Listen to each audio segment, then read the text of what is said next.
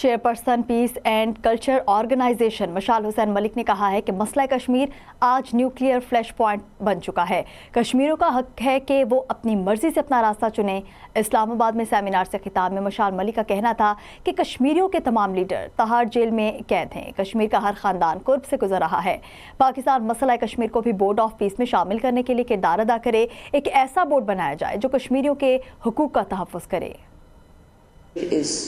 Not just a dispute on paper, or not just a handful of UN resolutions, or not just a day of commemoration or paying rich tributes, but it's a human grave tragedy for decades and decades and decades. This long waiting period, like almost 12 years, I have not seen my husband, and living a life of a half widow, I never thought that I would ever. Those pains, every household of Kashmir has